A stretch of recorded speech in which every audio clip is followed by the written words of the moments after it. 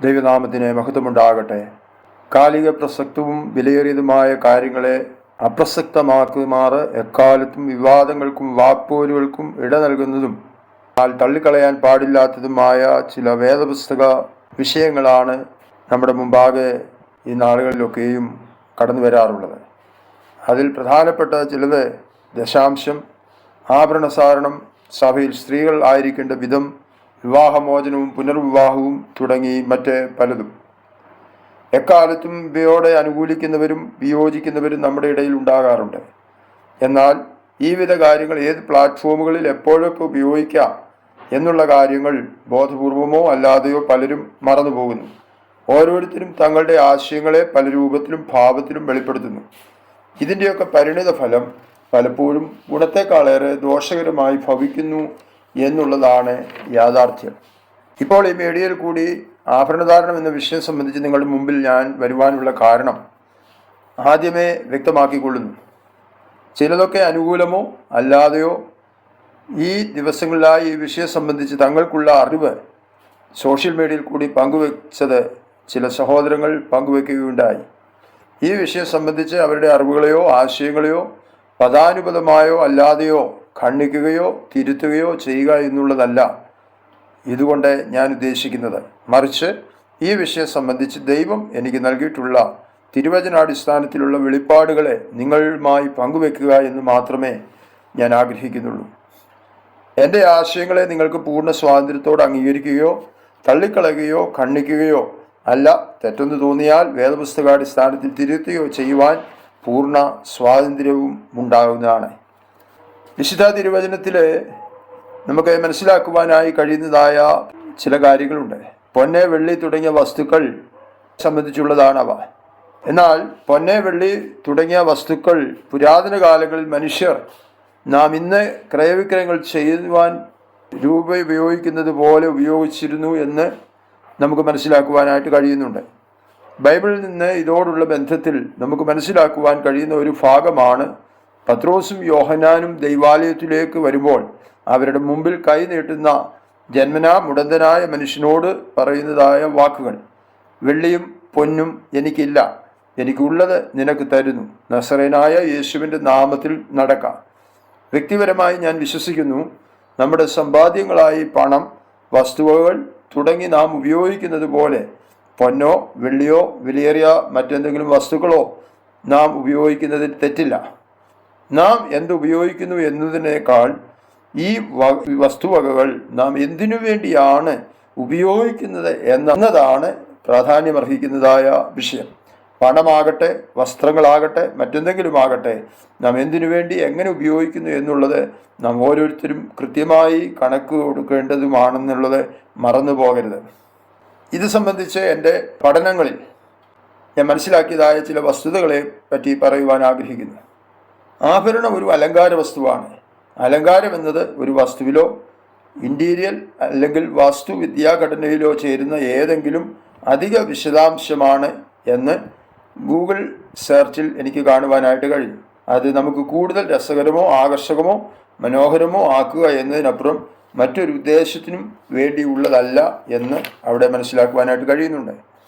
തങ്ങളുടെ സാമ്പത്തിക ഉന്നതി, പദവി, രണ്ടുപേർ തമ്മിലുള്ള ഉടമ്പടി, അപ്പോൾ തന്നെ വ്യക്തിപരമായുള്ള പൊങ്ങച്ചം കാണിക്കലുകൾ, വിഗ്രഹാരാധന തുടങ്ങിയവയെ വെളിപ്പെടുത്തുന്നതിന് വേണ്ടിയും ഈ അലങ്കാരങ്ങൾ ഉപയോഗിച്ചു വരുന്നുണ്ട്. നമ്മുടെ രാഷ്ട്രപിതാവ് എൻ്റെ വാക്കുകളെ ഉൾക്കൊണ്ടുകൊണ്ട് ഈ ഗൂഗിൾ സെർച്ചിൽ കാണുവാൻ കഴിഞ്ഞിട്ടുള്ളതായ വാക്ക് നമുക്ക് പഠിക്കുവാനായിട്ടോ മനസ്സിലാക്കുവാനോ കഴിയുന്നുണ്ട്. മഹാത്മാഗാന്ധിയെ ഉദ്ധരിച്ചുകൊണ്ട് അവിടെ പറയുന്നത് ഇങ്ങനെയാണ്: ഒരു സ്ത്രീയുടെ യഥാർത്ഥ അലങ്കാരം അവളുടെ സ്വഭാവശുദ്ധിയും വിശുദ്ധിയുമാണ്. ഇത് തന്നെയല്ലേ വിശുദ്ധ പത്രോസ്ലീഹ തൻ്റെ 1-ാം ലേഖനത്തിൽ 3-ാം അധ്യായം 3-4 വാക്യങ്ങളിലും വിശുദ്ധ പൗലോസ്ലീഹ തിമോഥെയോസിന് എഴുതിയ 1-ാം ലേഖനത്തിൽ 2-ാം അധ്യായം 9-10 വാക്യങ്ങളും പറഞ്ഞിട്ടുള്ളത്.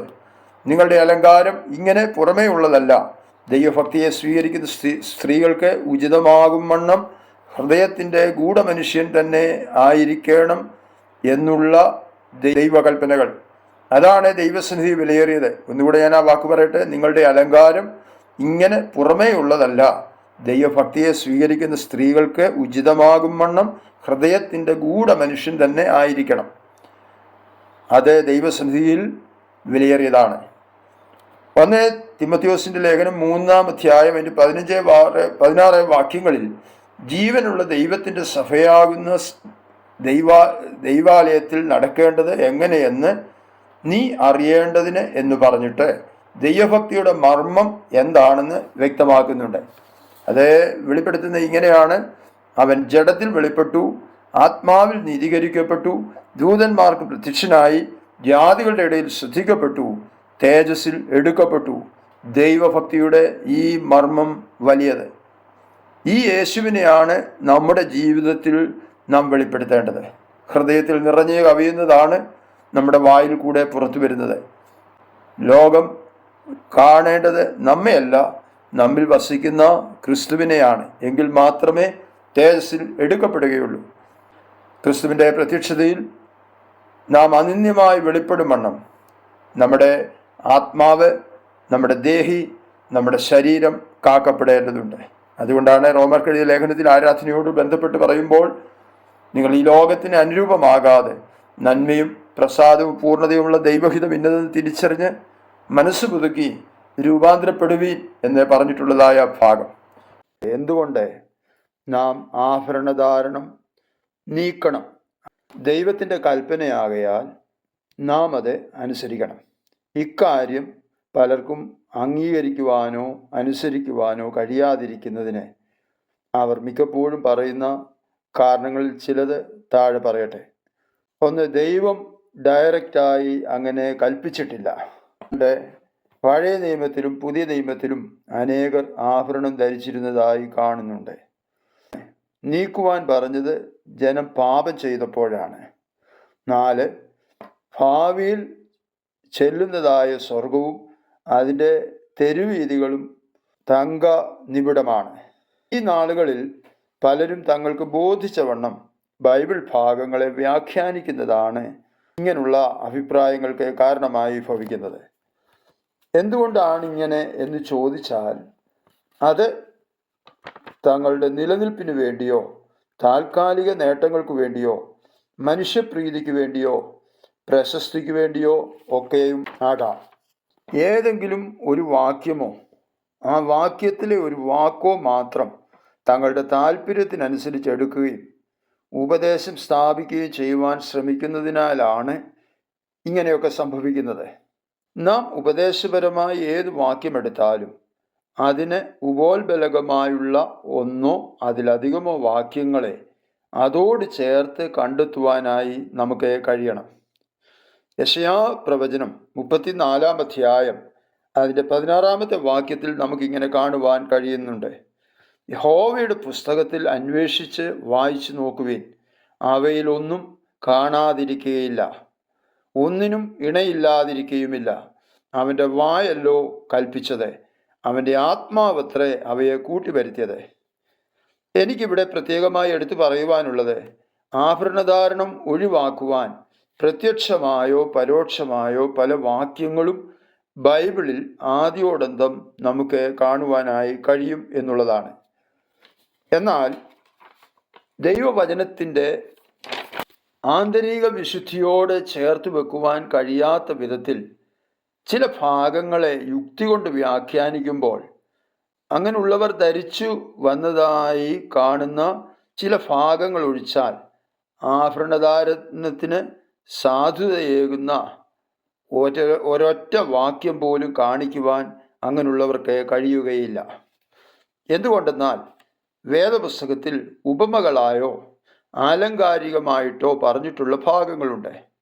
അക്ഷരാർത്ഥത്തിൽ എടുക്കത്തക്ക വിധമുള്ള ഭാഗങ്ങളുമുണ്ട്.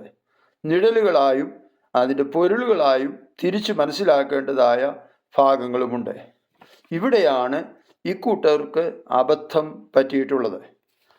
ദൈവം തൻ്റെ ജനത്തിന് നൽകിയിട്ടുള്ള പ്രമാണങ്ങൾ കേവലം ഏതെങ്കിലും ഒരു കാലഘട്ടത്തിനു വേണ്ടി മാത്രമായോ അക്കാലഘട്ടത്തിൽ ജീവിച്ചിരുന്നവർക്ക് വേണ്ടി മാത്രമായോ നൽകപ്പെട്ടിരുന്ന ഒന്നല്ല എന്ന് നാം മനസ്സിലാക്കണം. നിത്യതയ്ക്കുമിടയിൽ ജീവിച്ചിരിക്കുന്ന സകല മനുഷ്യർക്കും ഇത് ബാധകമാണ്. മനസാക്ഷിയുഗ കാലഘട്ടത്തിൽ ഇരുന്നവർക്ക് അവരുടെ മനസാക്ഷിയിൽ പ്രകാരവും ന്യായപ്രമാണ യുഗത്തിൽ ജീവിച്ചിരിക്കുന്നവർക്ക് ന്യായപ്രമാണ പ്രകാരവും ഈ കൃപായുഗത്തിൽ ജീവിച്ചിരിക്കുന്ന നമുക്ക് നൽകപ്പെട്ടിരിക്കുന്ന കൃപയുടെ വചനപ്രകാരവുമായിരിക്കും എന്നതൊഴിച്ചാൽ രക്ഷയ്ക്കാധാരമായി നൽകപ്പെട്ടിട്ടുള്ള കൽപ്പനകൾക്ക് ഒരു മാറ്റവും ഉണ്ടാകയില്ല. ഉദാഹരണമായി പറഞ്ഞാൽ 1 കൊരിന്ത്യർ 5-7 നമ്മുടെ പെസഹ കുഞ്ഞാടും അറുക്കപ്പെട്ടിരിക്കുന്നു, ക്രിസ്തു തന്നെ എന്ന് കാണുവാൻ കഴിയുന്നുണ്ട്. ന്യായപ്രമാണ കാലഘട്ടത്തിൽ അറുക്കപ്പെട്ടത് ഒരു യാഗമൃഗമായിരുന്നുവെങ്കിൽ അത് കൃപായുഗത്തിൽ ക്രിസ്തുവായിരുന്നു. എന്നാൽ മനസാക്ഷി യുഗത്തിൽ എങ്ങനെയായിരുന്നു?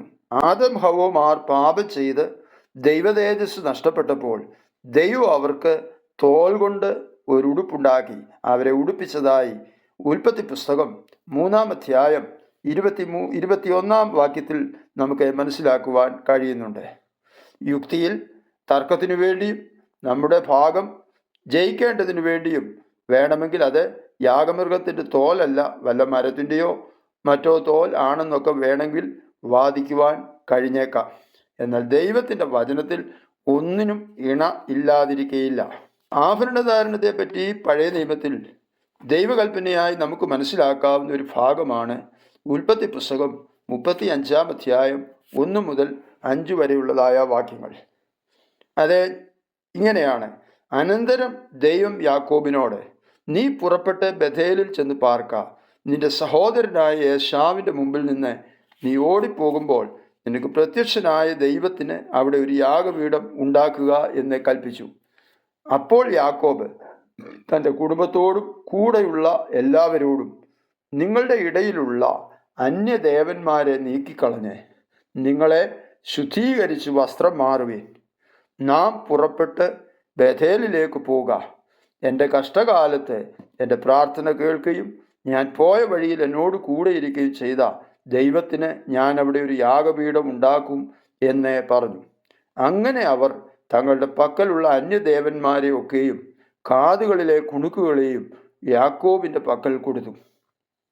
യാക്കോബ് അവയെ ശെഖേമിനരികെയുള്ള കരുവേലകത്തിന് കീഴിൽ കുഴിച്ചിട്ടു. പിന്നെ അവർ യാത്ര പുറപ്പെട്ടു. ഇവിടെ നാം മനസ്സിലാക്കേണ്ട കാര്യം, ഇവർ ബഥേലിലേക്ക് വരുന്നത് ദൈവകൽപ്പന പ്രകാരം ദൈവത്തിന് യാഗാർപ്പണം ചെയ്യേണ്ടതിന് അഥവാ ആരാധന കഴിക്കേണ്ടതിന് വേണ്ടിയാണ്. ദൈവവിളി കേട്ട് വിടേണ്ടതെല്ലാം വിട്ട ശേഷം ഇറങ്ങി പുറപ്പെട്ട അബ്രഹാം പിതാവിൻ്റെ കൊച്ചുമകനായ യാക്കോബിന് സത്യദൈവത്തിനുള്ള ആരാധനയുടെ ക്രമങ്ങളെപ്പറ്റി നിശ്ചയമായിട്ടും അറിവുണ്ട്. എന്നാൽ തൻ്റെ ഭാര്യമാർക്കും കൂടെയുള്ളവർക്കും അവയെപ്പറ്റി അത്രത്തോളം ബോധ്യമുണ്ടാകണമെന്നില്ല. കാരണം ഇന്നും അവർ വിടേണ്ട ഗ്രഹബിംബങ്ങളൊന്നും വിട്ടിട്ട് ഇറങ്ങിയവരല്ലോ. സത്യദൈവത്തെ എങ്ങനെ ആരാധിക്കണമെന്ന് ബോധ്യമുള്ള യാക്കോബ് ഉൽപ്പത്തി പുസ്തകം 35-2 അവരോട് പറഞ്ഞത്, നിങ്ങളെ ശുദ്ധീകരിച്ച് വസ്ത്രം മാറണം. ശുദ്ധീകരണം കൂടാതെ ആർക്കും കർത്താവിനെ കാണുവാൻ കഴിയില്ലല്ലോ. ശുദ്ധീകരണത്തിൽ പഴയതെല്ലാം അഥവാ അന്യദേവന്മാരെ എല്ലാം നീക്കിക്കളയണം.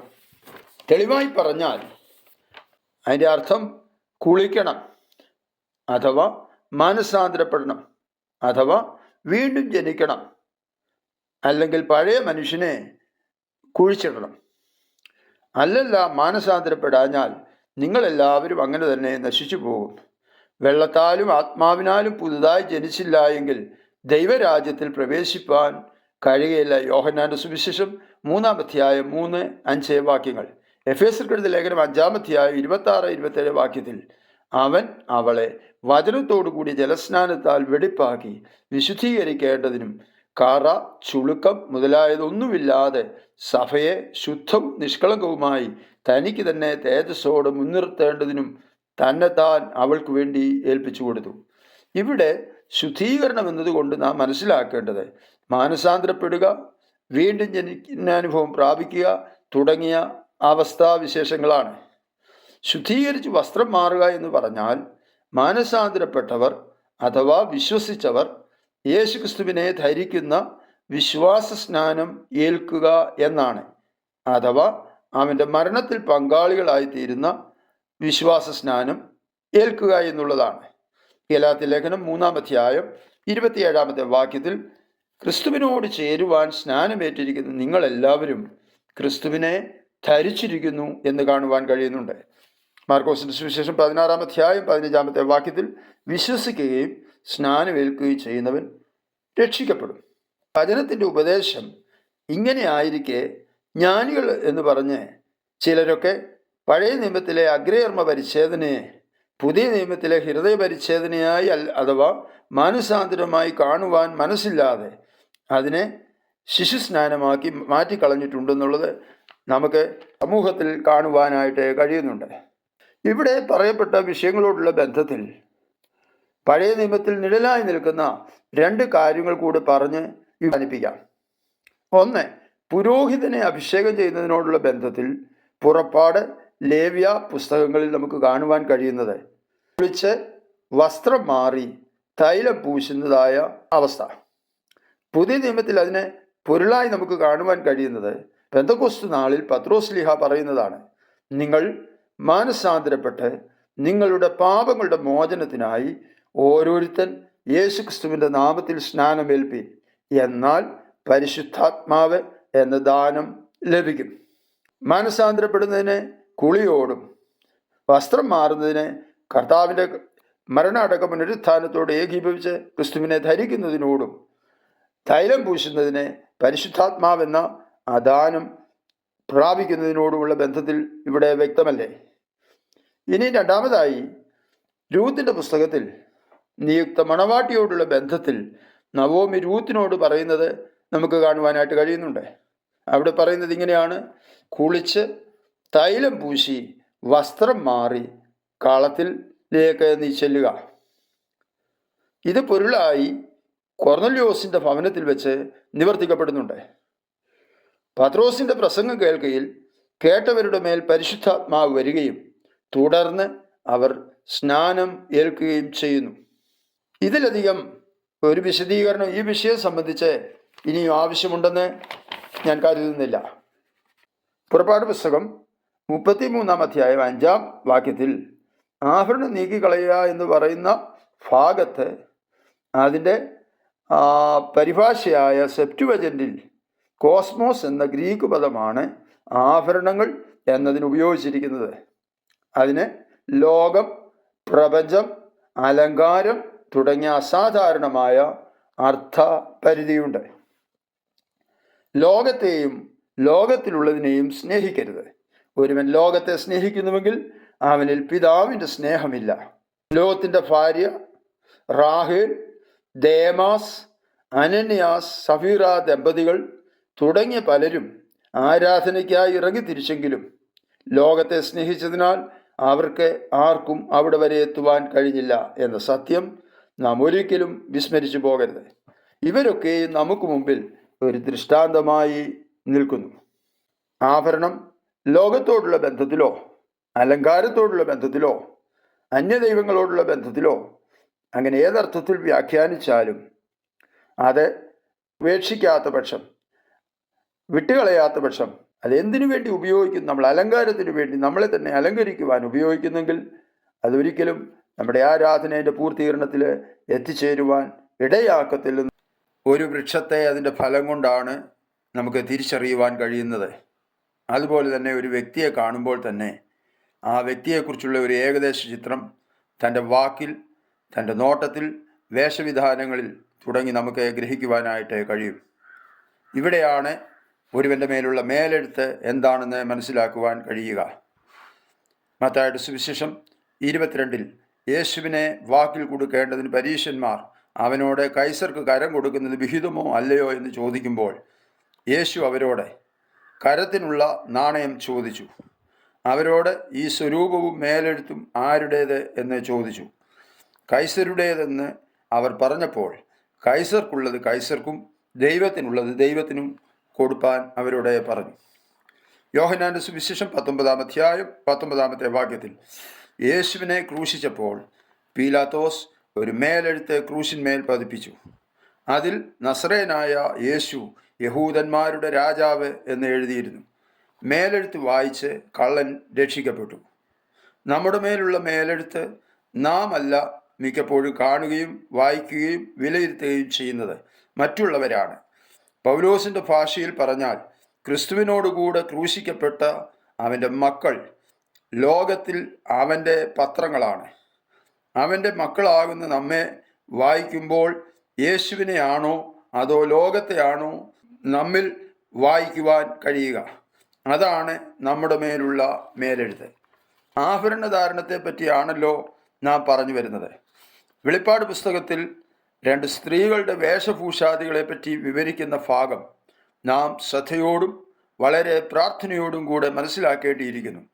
ഒന്നാമതായി വെളിപ്പാട് 17-ാം അധ്യായം 1, 4, 15 തുടങ്ങിയ വാക്യങ്ങളും 18-ാം അധ്യായം 9 മുതൽ കാണുന്ന വാക്യങ്ങളും സമുദ്രങ്ങളുടെ മേൽ ഇരിക്കുന്ന മഹാവേശിയും അവളോടുകൂടി വ്യഭിചാരം ചെയ്യുകയും ഭോഗജീവിതം നയിക്കുകയും ചെയ്ത ഭൂമിയിലെ രാജാക്കന്മാരും 17-ാം അധ്യായം 15 വേശ്യ ഇരിക്കുന്ന വെള്ളം ജനതകളും ജനസമൂഹങ്ങളും രാജ്യങ്ങളും ഭാഷകളുമാണ്.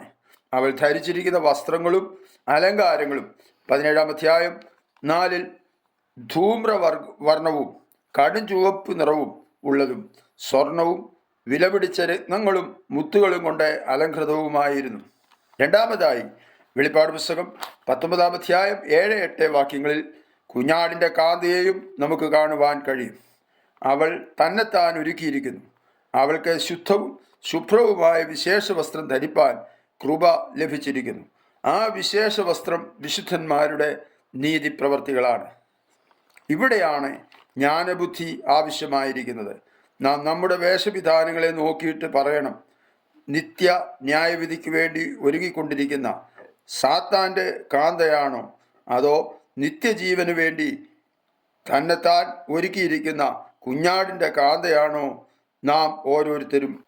കുഞ്ഞാടിൻ്റെ കാന്തയുടെ യോഗ്യത എന്തെന്നാണ് നാം ഇനി പരിശോധിക്കുന്നത്.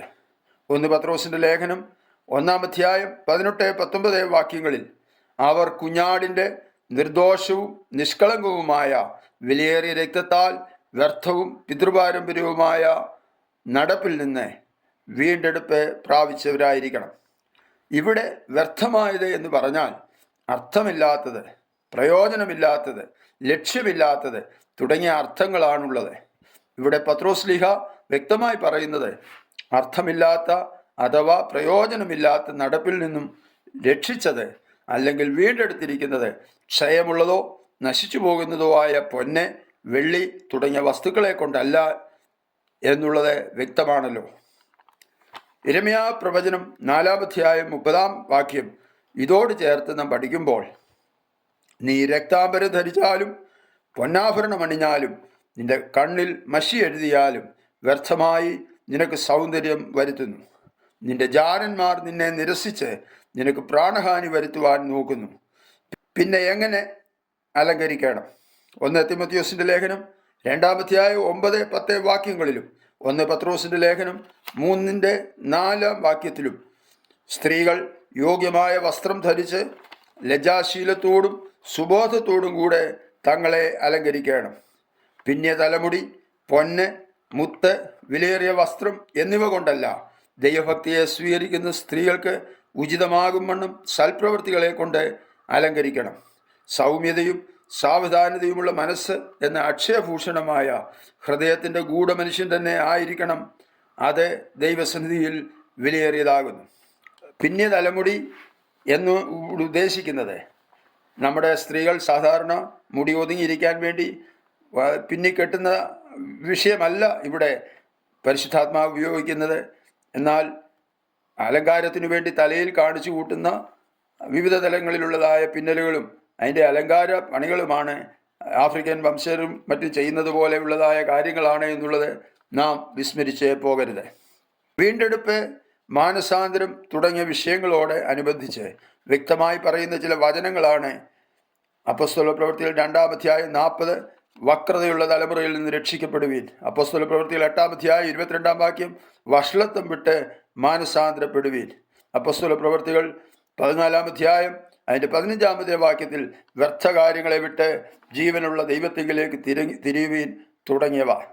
വ്യർത്ഥ കാര്യങ്ങളെ വിട്ട് തിരിയുക എന്നതാണ് യഥാർത്ഥ മാനസാന്തരം. ക്ഷയമുള്ളതും നശിച്ചു പോകുന്നതുമായ വസ്തുക്കളെ കൊണ്ട് തന്നെ അലങ്കരിക്കുന്നത് എങ്ങനെ ലോകത്തെ തന്നിലേക്ക് ആകർഷിക്കാം എന്നതിനു വേണ്ടിയാണെങ്കിൽ, ഒരു വീണ്ടെടുക്കപ്പെട്ട ദൈവ പൈതലിൻ്റെ ആഗ്രഹം തൻ്റെ വീണ്ടെടുപ്പുകാരനാൽ എങ്ങനെ ശ്രദ്ധിക്കപ്പെടാം എന്നുള്ളതാണ്. ഇവിടെയാണ് ഇയ്യോബിൻ്റെ പുസ്തകം 22-ാം അധ്യായം 22 മുതൽ 28 വരെയുള്ള വാക്യങ്ങളുടെ പ്രസക്തി. നീ അവനോട് ഇണങ്ങി സമാധാനമായിരിക്കുക, അതിനാൽ നിനക്ക് നന്മ വരും. അവൻ്റെ വായിൽ നിന്ന് ഉപദേശം കൈക്കൊള്ളുക, അവൻ്റെ വചനങ്ങളെ നിന്റെ ഹൃദയത്തിൽ സംഗ്രഹിക്കുക. സർവശക്തങ്ങളിലേക്ക് തിരിഞ്ഞാൽ നീ അഭിവൃദ്ധി പ്രാപിക്കും. നീതികേട് നിന്റെ കൂടാരങ്ങളിൽ നിന്ന് അകറ്റിക്കളയും. നിന്റെ പൊന്ന് പൊടിയിലും ഒഫീർ തങ്കം തോട്ടിലെ കല്ലിനിടയിലും ഇട്ടുകളക. അപ്പോൾ സർവശക്തൻ നിന്റെ പൊന്നും നിനക്ക് വെള്ളിവാളവുമായിരിക്കും. അന്ന് നീ സർവശക്തനിൽ പ്രമോദിക്കും. ദൈവത്തിങ്കലേക്ക് നിന്റെ മുഖം ഉയർത്തും. നീ അവനോട് പ്രാർത്ഥിക്കും, അവൻ നിന്റെ പ്രാർത്ഥന കേൾക്കും. ഈ വായിച്ച ദൈവവചന ഭാഗത്തിൽ നിന്ന് നമ്മൾ മനസ്സിലാക്കേണ്ടതായ കാര്യം, ഒന്നാമതായി വചനം കേൾക്കുകയും ആ വചനം ഹൃദയത്തിൽ സംഗ്രഹിക്കുകയും ചെയ്യുമ്പോൾ സർവശക്തങ്കിലേക്ക് ഒരുവൻ തിരിയുന്നതാണ്. അതിനെ ആണല്ലോ നമ്മൾ മാനസാന്തരം എന്ന് പറയുന്നത്. അടുത്തതായി നമുക്ക് മനസ്സിലാക്കുവാൻ കഴിയുന്നത്, മാനസാന്തരപ്പെട്ട ഒരാൾ നീതികേട് തൻ്റെ കൂടാരങ്ങളിൽ നിന്ന് അകറ്റണം. അതോടുള്ള ബന്ധത്തിലാണ് ഇവിടെ പൊന്നെ പൊടിയിലും ഒഫീർ തങ്കം തോട്ടിലെ കല്ലിനിടയിലും ഇട്ടുകളയുക എന്ന് പറയുന്നതായ കാര്യം. അപ്പോൾ സർവശക്തൻ നിനക്ക് പൊന്നായി മാറും. നിന്റെ പ്രാർത്ഥന അവൻ കേൾക്കും, നീ അവനിൽ സന്തോഷിക്കും. എന്നാൽ ഇന്ന് അനേകരും വിലയേറിയതിനെ തള്ളി നശിച്ചു പോകുന്ന അല്ലെ ക്ഷയമുള്ളതായ കാര്യങ്ങൾക്ക് കൂടുതൽ പ്രാധാന്യം നൽകി മുന്നോട്ട് പോകുന്നത് നമുക്ക് കാണുവാനായി കഴിയുന്നു. വിലയേറിയതെന്ന് പറഞ്ഞാൽ ദൈവം നമ്മുടെ ജീവിതത്തിൽ പൊന്നായി മാറണം.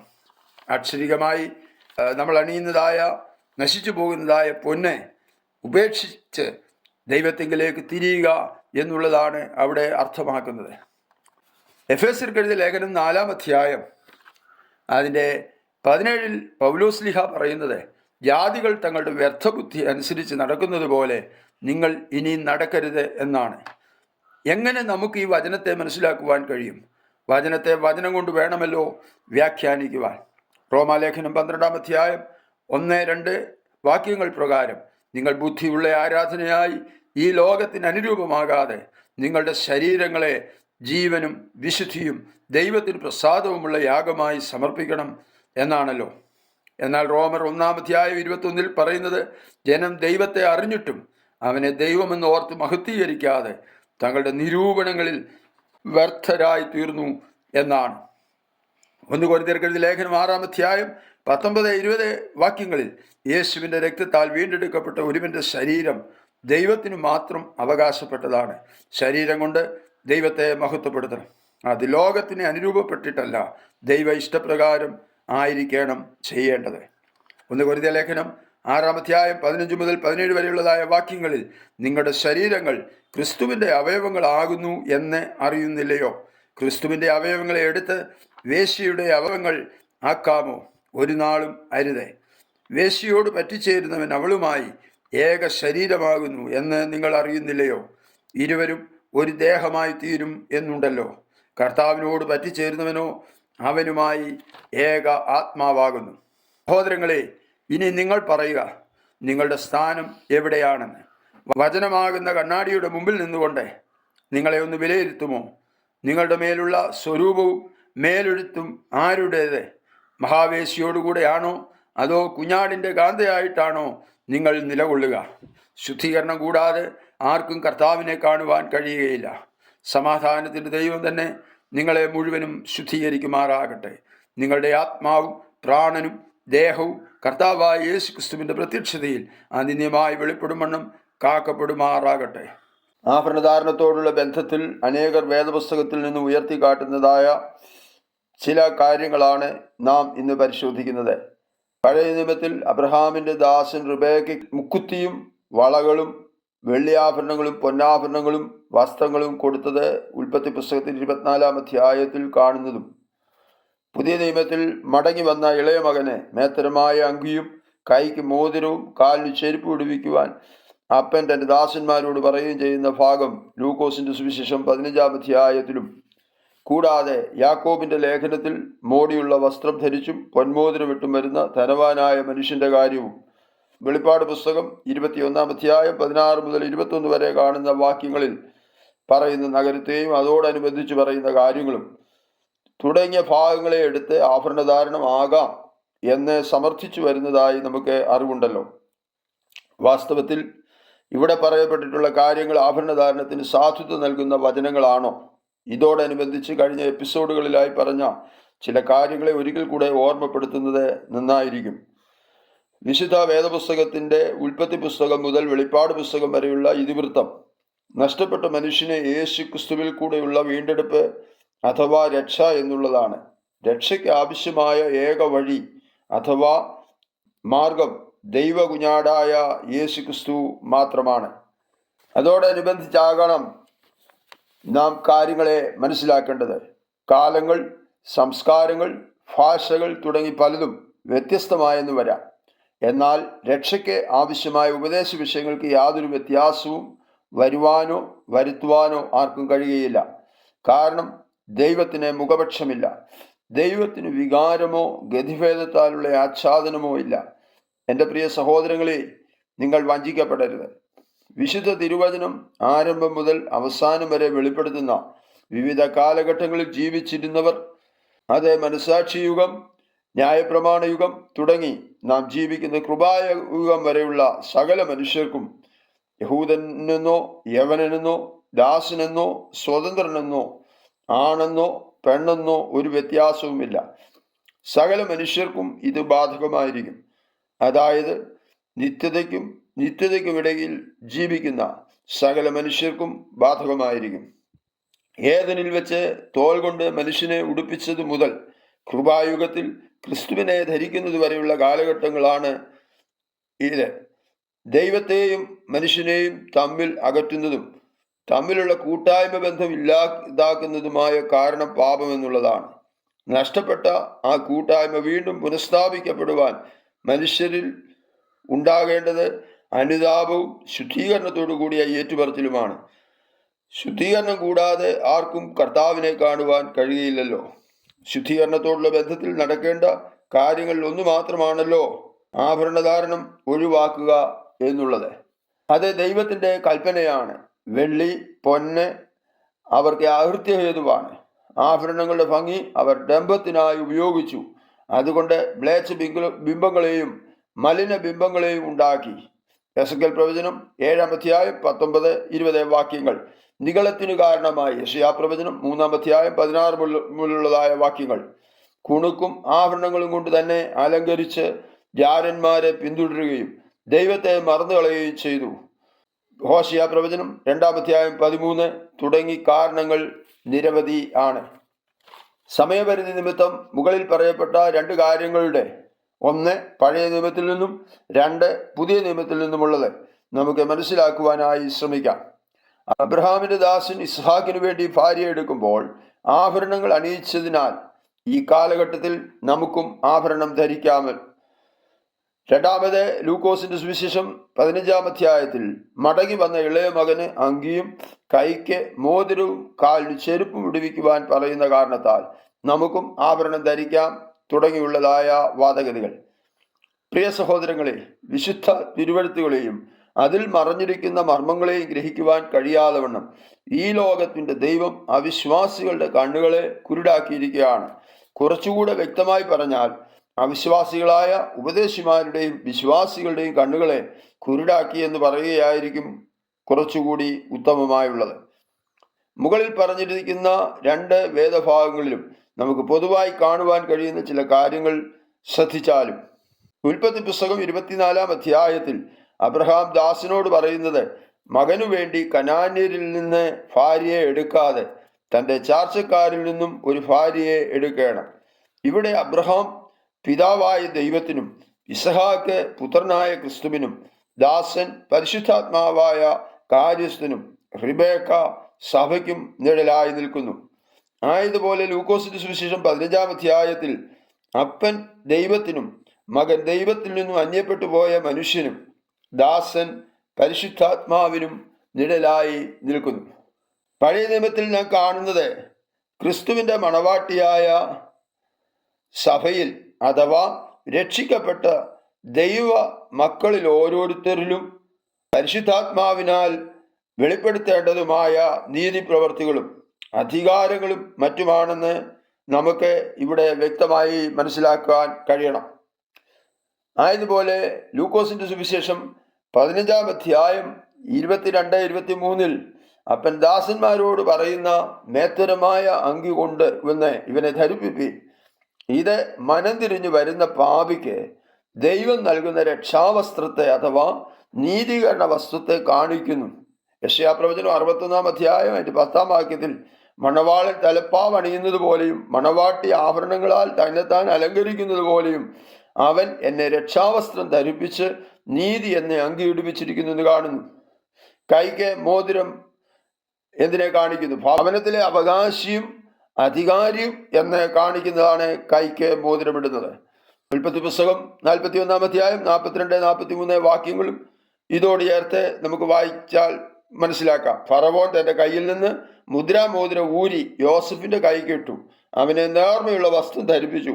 ഒരു സ്വർണ്ണ സരപ്പളിയും അവന്റെ കഴുത്തിലിട്ടു. ഇങ്ങനെ അവനെ മിസ്രൈം ദേശത്തിനൊക്കെയും മേലധികാരിയാക്കി എന്ന് കാണാൻ കഴിയുന്നല്ലോ. കാലിന് ചെരുപ്പ് അടിമയ്ക്കും തടവ് പുള്ളികൾക്കും ചെരുപ്പിടാൻ അവകാശമില്ല.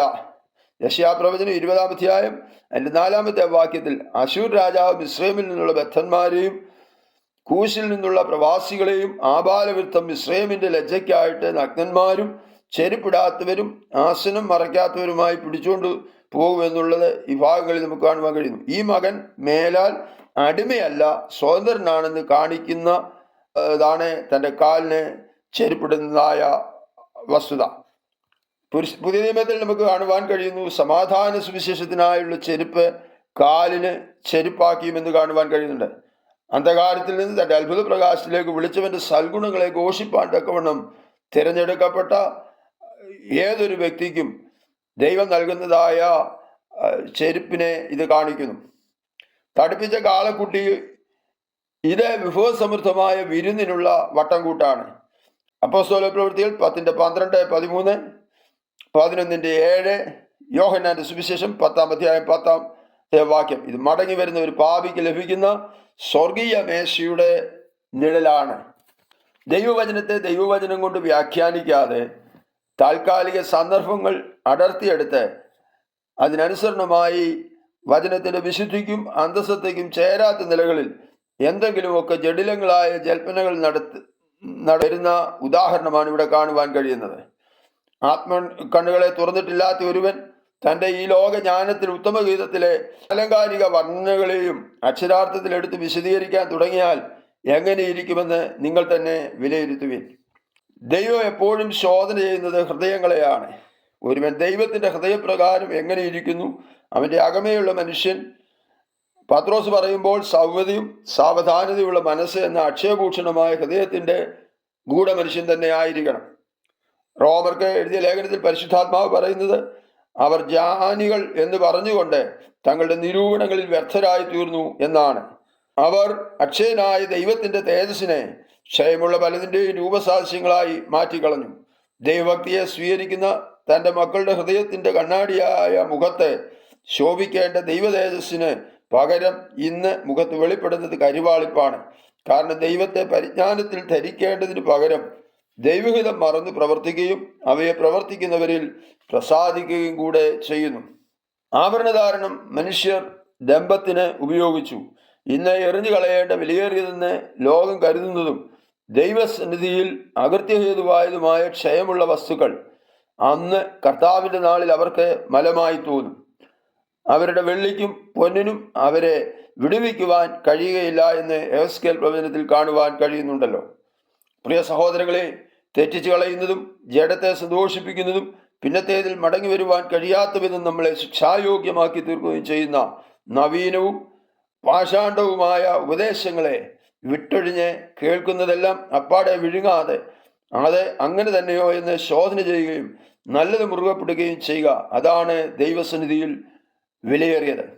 നമ്മെ സകല സത്യത്തിലും വഴി നടത്തുവാൻ കഴിയുന്ന പരിശുദ്ധാത്മാവാൻ ദൈവത്തിന്റെ സഹായത്തിനായി വാഞ്ചിച്ചുകൊണ്ട് ഏതാത്മാവിനാലാണ് തിരുവചനം എഴുതപ്പെട്ടത് അതേ ആത്മാവിനാൽ അത് വ്യക്തമായി വെളിപ്പെടുത്തി തരുവാൻ പ്രാർത്ഥിച്ചുകൊണ്ട് തിരുവചനം വായിക്കുവാനും പഠിക്കുവാനും ശ്രമിക്കുക. ഒരേ ഉറവയിൽ നിന്ന് തന്നെ മധുരവും കയ്പും പുറപ്പെടുകയില്ലല്ലോ. വിശുദ്ധ വേദപുസ്തകം തന്നെ ഓരോരുത്തരുടെ സൗകര്യപ്രകാരം പല ഉപദേശം പഠിപ്പിക്കത്തില്ലല്ലോ. അങ്ങനെ പഠിപ്പിക്കുമെങ്കിൽ അതിനെ ദൈവത്തിന്റെ വചനം എന്ന് പറയുവാൻ കഴിയുമോ? ആദിമ, പെന്തക്കോസ്ത് തുടങ്ങിയ വേർപെട്ട സഭകളിൽ പിതാക്കന്മാർ അവരുടെ ലൗകിക ജ്ഞാനത്താൽ മാത്രമായിരുന്നില്ല പരിശുദ്ധാത്മാവ് അവർക്ക് ഉപദേശിക്കുകയും വെളിപ്പെടുത്തുകയും ചെയ്ത വചനപ്രകാരമായിരുന്നു ഈ വക കാര്യങ്ങളെ പഠിക്കുകയും പഠിപ്പിക്കുകയും ചെയ്തത്. എന്നാൽ തുടർന്നിങ്ങോട്ട് വന്ന പുതിയ തലമുറകൾ അതിൽ നിന്നും വ്യതിചലിച്ച് തങ്ങളുടെ മനുഷ്യ ജ്ഞാനപ്രകാരം വചനത്തെ കൈകാര്യം ചെയ്യുവാൻ തുടങ്ങിയതാണ് ഇതിനൊക്കെയും കാരണമായി തീർന്നിരിക്കുന്നത്.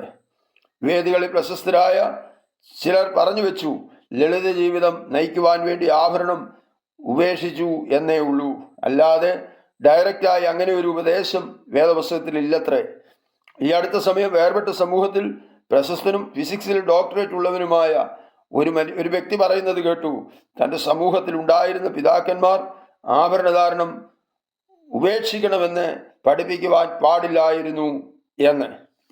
ഒരു വ്യക്തി രക്ഷിക്കപ്പെട്ട ആരംഭ നാളുകളിലുള്ള ഉപദേശ വിശുദ്ധിയിൽ നിന്നും ജീവിത വിശുദ്ധിയിൽ നിന്നും ക്രമേണ അകന്നു പോവുകയാണ് ചെയ്യുന്നത്. എന്നാൽ അവർ വ്യർത്ഥമായി മനസ്സിലാക്കുന്നത് അത് ആത്മീയതയുടെ വർധനവോ വളർച്ചയോ ആണ് എന്നുള്ളതാണ്. തളർച്ചയാണിതെന്ന് ഒരിക്കലും മനസ്സിലാക്കുന്നില്ല. ശൗലിൽ നിന്നും അഭിഷേകം ചോർന്നു പോയിട്ടും കുറെ കാലം അവൻ അറിഞ്ഞതേയില്ലല്ലോ. താൻ ചെയ്യുന്നതെല്ലാം ശരിയാണെന്നല്ലേ അവന് തോന്നിയത്. നോഹയുടെ കാലം മുതൽ 10ാം തലമുറയായ തേരഹിന്റെ കാലം വന്നപ്പോഴേക്കും അവർ വിഗ്രഹാരാധികളായി മാറിയില്ലേ? ആദിമ നൂറ്റാണ്ടിലെ സഭയുടെ കാഴ്ചപ്പാടുകളിൽ നിന്ന് ഇന്നത്തെ സഭകൾ എത്രത്തോളം പിന്നിലേക്ക് പോയി.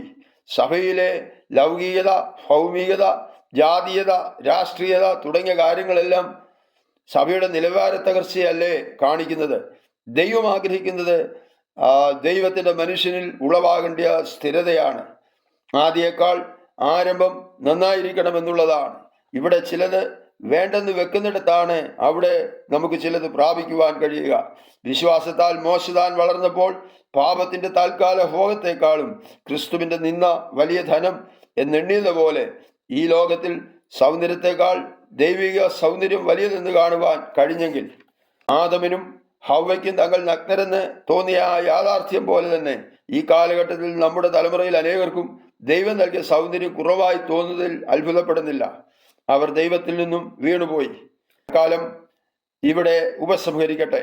നിങ്ങളുടെ വിലയേറിയ അഭിപ്രായങ്ങളും നിർദ്ദേശങ്ങളും അറിയിക്കുമല്ലോ. God bless you. മാറാനാഥ.